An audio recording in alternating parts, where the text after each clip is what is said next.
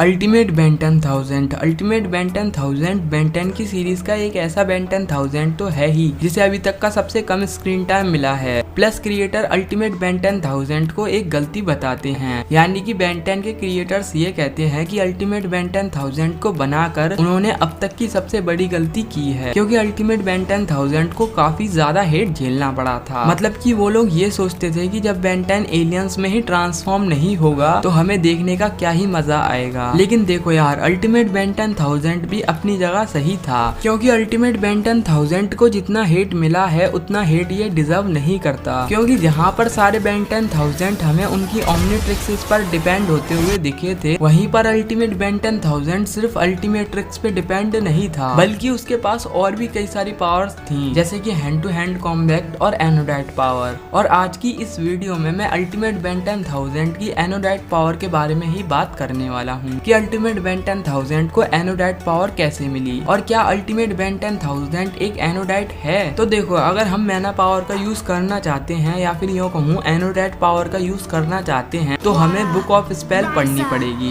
यानी कि जो ग्वेन के पास बुक थी वो हमें पढ़नी पड़ेगी। और उस बुक को पढ़ने के बाद हमें थोड़ी बहुत ट्रिक आ जाएंगी एनोडाइट की, तो हम एनोडाइट की ट्रिक यूज कर सकते हैं। और अल्टीमेट बेन 10,000 ने भी ऐसा किया था, और उसने ये कहा भी था कि एक एनोडाइट के साथ रहते रहते कुछ ट्रिक्स तो आप सीख ही जाते हैं। यानी कि ग्वेन जब भी अपनी पावर्स को यूज करती है तो वो एक मंत्र बोलती है, उसके बाद वो अपनी पावर्स को यूज कर पाती है। लेकिन ऐसी भी बात नहीं है कि अल्टीमेट बेन 10,000 एक एनोडाइट नहीं है। अल्टीमेट बेन 10,000 भी एक एनोडाइट है और उसके पास भी एनोडाइट पावर्स हैं, लेकिन उसने अपनी एनोडाइट पावर का ज्यादा यूज नहीं किया, क्योंकि वो ज्यादातर अपनी अल्टीमेट्रिक्स का यूज करता है। चलो, ये तो जवाब मैंने दे दिया, लेकिन अब आपके मन में सवाल आया होगा कि बेन 10 के पेरेंट्स और ग्वेन के पेरेंट्स के पास एनोडाइट पावर क्यों नहीं है। तो देखो, एनोडाइट पावर का यूज करने के लिए सबसे पहले हमें एनोडाइट पावर को अनलॉक करना पड़ता है, जो कि बुक ऑफ स्पेल से अनलॉक होती है। यानी कि जो चार्मकास्टर की बुक थी उससे भी हमारी एनोडाइट पावर अनलॉक हो सकती है। और बेन 10 की सीरीज में भी ग्वेन ने सिर्फ चार्मकास्टर की बुक से ही मैना पावर सीखी है, और उसने मैना पावर से ही अपनी एनोडाइट फॉर्म अनलॉक की थी। और काफी सारे लोगों के मन में ये भी सवाल था कि क्या मेल एनोडाइट होते हैं। तो आपको अल्टीमेट बेन 10,000 को देखकर तो ये तो प्रूव हो गया होगा कि हाँ, मेल एनोडाइट होते हैं। लेकिन बेन 10 के पेरेंट्स और ग्वेन के पेरेंट्स को एनोडाइट पावर इसीलिए नहीं मिली थी क्योंकि उन्होंने मंत्र का जाप किया ही नहीं था, तो उन्होंने चार्मकास्टर वाली बुक को पढ़ा ही नहीं था। हर एनोडाइट को अपनी पावर को अनलॉक करने के लिए एक ना एक बार तो उस बुक को पढ़ना ही पड़ेगा। अब ऐसी भी बात नहीं है कि सिर्फ चार्मकास्टर की ही बुक को पढ़ना पड़ेगा। बेन 10 की सीरीज में और भी बुक्स हैं जो कि मैना पावर को अनलॉक कर सकती हैं, या फिर बुक भी पढ़ने की जरूरत नहीं है। तुम किसी एनोडाइट को देखकर उनके मंत्रों को सीख लो, यानी कि एनोडाइट जिस तरीके से बोलती हैं उस तरीके से आप बोलना सीख जाओ। आप अपनी एनोडाइट पावर को यूज कर पाओगे। जैसे कि अल्टीमेट बेन 10,000 ने एक मंत्र बोला था जो कि था मोन्टेगो, तो मोन्टेगो से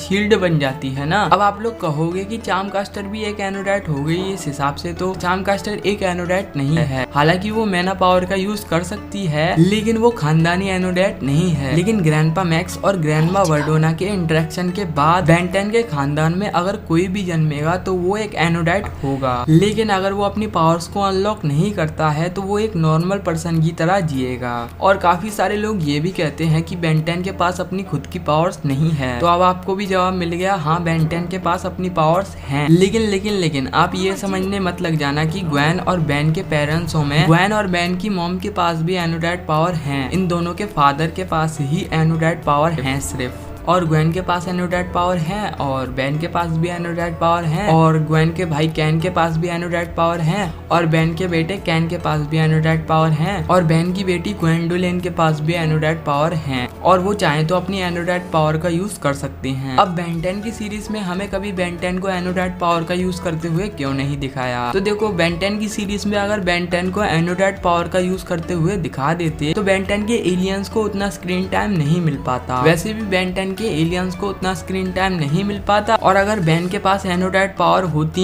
तो वो और ज्यादा कम स्क्रीन टाइम देता अपने एलियंस को। जैसे कि बेन 10 किसी भी अटैक से बचने के लिए सबसे पहले अपने एलियंस का यूज करता है, और अगर बेन 10 के पास एनोडाइट पावर होती तो अभी तक बेन 10 80 एलियंस को यूज नहीं कर पाता। ये रीजन है बेन 10 को एनोडाइट पावर ना देने का। लेकिन हाँ, बेन 10 एक एनोडाइट है।